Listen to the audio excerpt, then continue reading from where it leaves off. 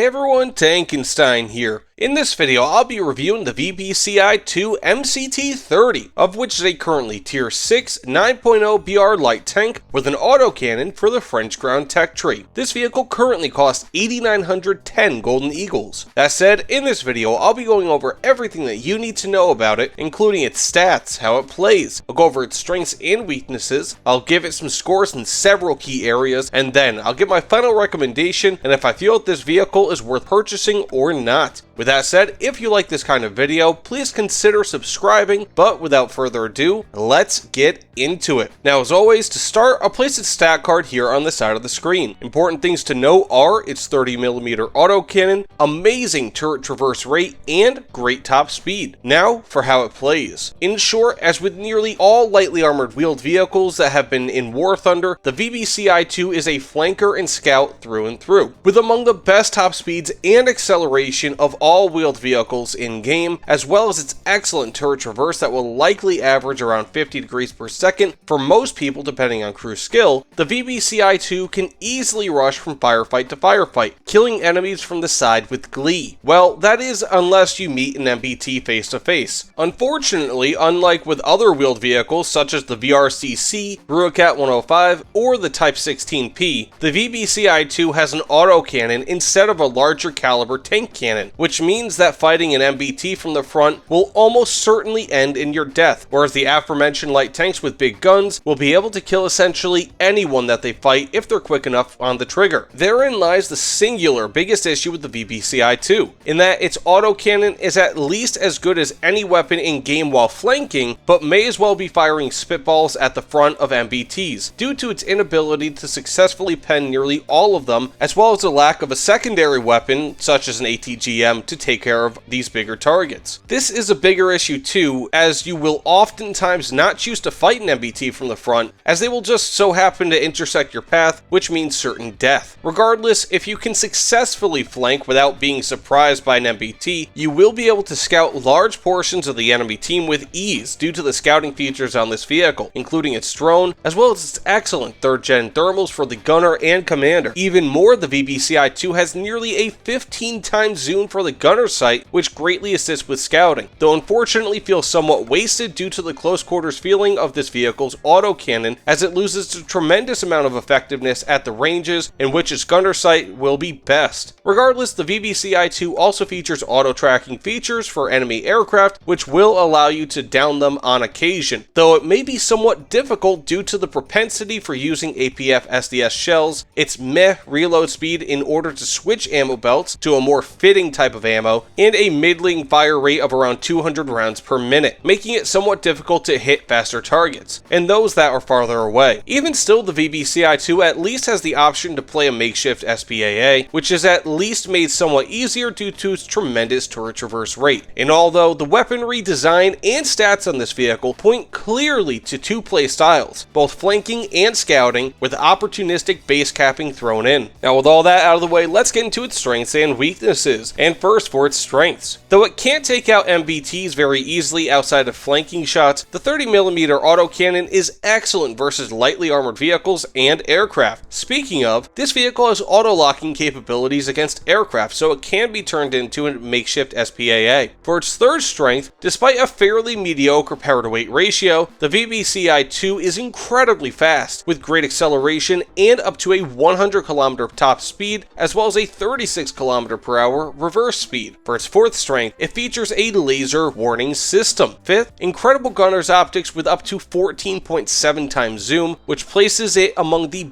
best of all gunner's optics in War Thunder. For its sixth strength, it has ultra clear Gen 3 thermals for the commander and gunner. For its seventh strength, the VBCI-2 features a crewless turret. Eighth, it has an excellent turret traverse speed of up to 60 degrees per second based on crew skill. And finally, it features premium RP and SL bonuses. And now for its weaknesses. The cannon not only lacks armor pen, as it just gets a little bit above 100mm of armor pen at max with its best shells, but also has slow to average fire rate of around 200 rounds per minute. Second, it features mediocre armor, though the highly angled upper glacis is at least somewhat decent versus autocannons, especially because it actually has 47mm of armor in most areas, as opposed to the listed 20mm. For its third weakness, regardless, the lower glacis armor may as well be glass, as it is absolutely terrible. Fourth, it is an extremely large vehicle, especially height-wise. This feels like it adds unnecessary weight to the vehicle, which of course hurts mobility. Beyond this, it only has 3 crew members, which further hinders survivability. And finally, while you can switch back and forth between ammo types, reload is too long to practically do that in most situations, leading to you shooting at aircraft with APF SDS, which is obviously not ideal. Now with all that said, now for how I score this vehicle. For armament, I give it a 5.5 out of 10. While on one hand, the 30mm Bushmaster autocannon will make short work of most lightly armored vehicles, as well as aircraft, it has an average-ish rate of fire compared to other autocannons, and also lacks the armor pen to go through the fronts of most main battle tanks. On one hand, I want to give this armament a flat 5 out of 10, but I have been in just enough scenarios where the VBCI-2 has easily killed tanks more effectively than pretty much any other vehicle at its BR. If you can successfully flank the enemy, or even hide behind cover, using the crewless turret and its height to your advantage, the VBCI-2 can get multi-kills pretty easily. It's just a matter of doing that without running into an enemy MBT from the front, getting killed by another light tank that you just didn't see, or not being killed by some sort of aircraft or other threat that you simply just didn't even know was there. If there wasn't even a meh secondary ATGM, the story would be totally different for this vehicle in terms of armament, as the 30mm Bushmaster autocannon is unfortunately very situational, but at least it's great in those few situations. Now for mobility, I give it an 8.75 out of 10. Regardless of its somewhat polarizing armament, the VBCI-2 is incredibly fast even amongst similar wheeled vehicles, and sits near the top of this category. It can even traverse off-road in mud, sand, and dirt very well compared to other wheeled vehicles. This excellent mobility puts you in a spot to flank and scout pretty easily compared to, again, other wheeled vehicles, which is absolutely required for its armament, as it will not be able to pen most MBTs from the front, and will have difficulty especially at a range. Now for survivability, I give it, as you may have expected, a 2.75 out of 10. While the VBCI-2 features a crewless turret, which is certainly a benefit, it would be of much greater value if the rest of the vehicle wasn't destroyable by nearly every type of armament in War Thunder. As with essentially every other wheeled vehicle in War Thunder, the VBCI-2 has almost no armor and can really only stop HMGs with any consistency, and even that is not guaranteed. While slightly better than vehicles like the VRCC and M1128 Wolfpack in terms of survivability, it isn't by much, and it's obvious why. To make things worse, the VBCI-2 has a 3-man crew, which of course hurts survivability, but at least it sits within a fairly large vehicle, which can make it difficult to kill those limited crew members. Now with all that said, overall, I give this a 6 out of 10. Now, call me biased, sure, but when you equip a vehicle with just an autocannon at this BR, with its somewhat average fire rate and armor pen, I really don't think it can be scored too highly. Sure, in the right scenarios, this vehicle can wipe the floor with the enemy team, as it is an excellent flanker, but you will either be killed before getting the chance to flank, or simply run into an unexpected enemy MBT before you can start shooting at the weak side armor of these enemies. Because of how situational the VBCI-2 is, as well as the fact that it just doesn't have the capability to take on large portions of enemies at the front or at range, it doesn't have a fantastic score. Part of me wants to give this vehicle a 5 out of 10 overall, but the situations where you successfully flank, scout, or both are incredible and can be easily the deciding factor in a match. But with all that said, do I recommend this vehicle? In short, if you like autocannons and speed, this vehicle might be for you. Just be warned that you have no backups should your autocannon fail, meaning you don't have any secondary armament, and it will fail nearly every time that, again, you face a tank head on. I personally prefer wheeled vehicle tank destroyers with larger single-shot cannon, such as the Rocat 105, VRCC, or Type 16P. Because of of that, I will say that the VBCI-2 is a take it or leave it sort of vehicle, being that people who love autocannons will love the VBCI-2, but it really isn't going to be good except versus other vehicles of its class or similar, or of course, enemy MBTs from the side. So no, I cannot personally recommend this vehicle, as I just don't feel that its cannon and lack of secondary armament are worth the purchase, at least not at currently 9.0 BR, especially, again, without its secondary armament, such as an ATGM. The only thing that the VBCI-2 does better than its long gun counterparts is shoot down aircraft, and even that's kind of hit or miss due to the reliance on APF SDS ammunition, as well as, again, not having an extremely fast firing autocannon. But again, this is still a great vehicle when you do get into the situations in which it's best, and really, when it does get into those situations, it's probably going to be the best in War Thunder at what it does. But that being said, thank you all so much for watching. Please, of course, consider liking, commenting, subscribing. Let me know what you guys think about this review and the VBCI-2 MCT30 in the comments below. But thanks again, and I'll see you all on the other side. Take care, everyone.